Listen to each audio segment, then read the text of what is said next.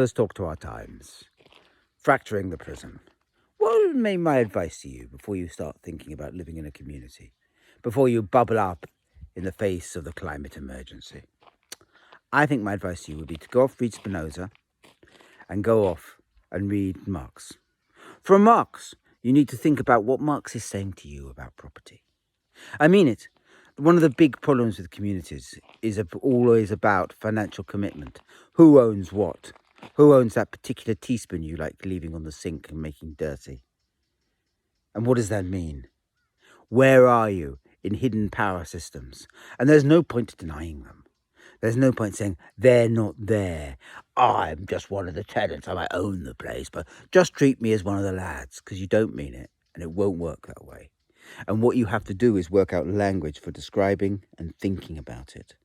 Language that people are comfortable with differences in relationships between the amount of work people do and the amount they owe and what they own.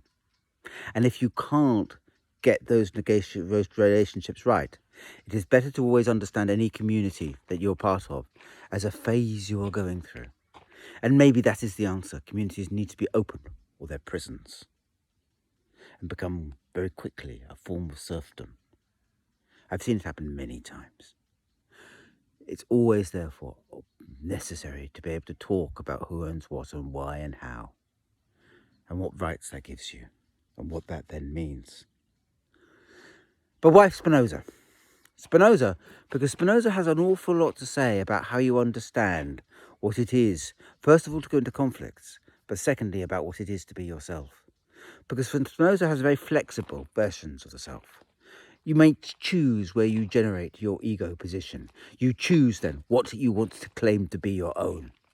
And there's a lot of flexibility in a community about the things you think are shared and the things that you think are peculiarly yours. And to live in a community is to always be introspective. It's always to be think, do I really want that? Do I really care about that? How am I going to negotiate it?